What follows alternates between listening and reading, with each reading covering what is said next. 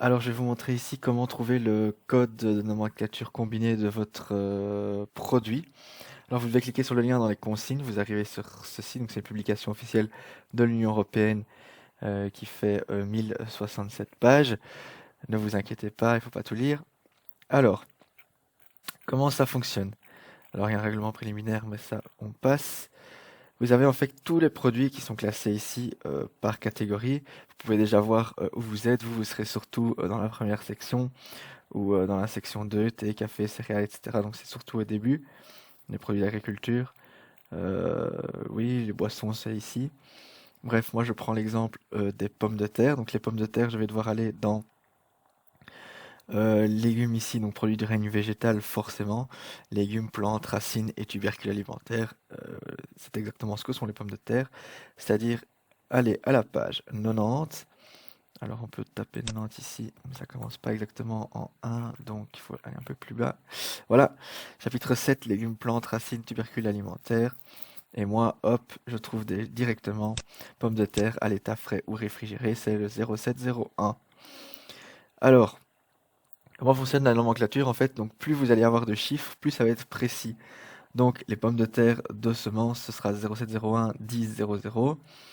Les autres pommes de terre, donc 0701 90. Puis après, pour être encore plus précis dans les autres, ça va être 07 01 90 10 pour ceux qui sont destinés, pommes de terre destinées pardon, à la fabrication de fécule.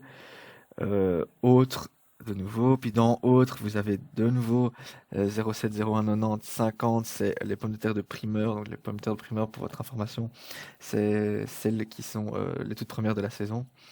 Bref. Et puis ensuite autres, donc la majorité des pommes de terre vont se trouver tout simplement ici.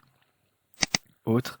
Donc soit c'est le terme global, donc ça dépendra de ce qu'on cherchera, mais retenez ici pour les pommes de terre deux codes principaux, à savoir le 0701 ou le 07 90 90 ou le 07 ou le 07 01 pardon 90 90 ou le 07 01 90, peu importe.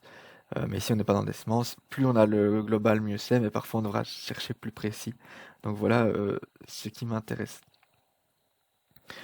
Donc ça, c'est à vous de voir dans votre tableau ou dans vos produits, pardon, où vous vous situez dans le tableau. Et alors le code ici, c'est celui-ci qui va devenir votre code secret, puisque vous allez utiliser pendant tout le travail le code ici. Alors vous avez aussi donc la désignation de la marchandise en colonne 2, en colonne 3, le taux conventionnel, donc c'est-à-dire à combien un pays qui veut importer des pommes de terre de semences par exemple, importer dans l'Union européenne devra payer de droits de douane. Ici, on est à 4,5, oui, c'est en pourcent, donc 4,5%. Pour mes pommes de terre basiques, des pommes de terre normales, donc c'est chaque fois dans autre, moi, pour les pommes de terre. Et donc, du coup, moi, je suis à 11,50 pour les pommes de terre dites classiques. Pour le code 07 01 90 90, voilà. Alors, donc, si les droits de douane peuvent se présenter soit en pourcentage, soit ici, par exemple,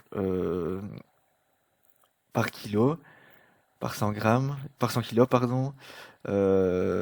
Exemption, ça veut dire qu'il n'y a pas de droit de douane, ok, donc 0%. Ici, vous voyez, par exemple, c'est 9,50 € pour 100 kilos. Je vais voir dans les boissons, c'est un peu difficile, c'est un peu différent. Si je tape alcool, notamment pour les boissons alcoolisées, page 130, boisson 157, pardon. Parce qu'en fait, ça dépend du degré d'alcool émis. Et comme il y en a deux qui sont concernés là-dedans, je vais regarder.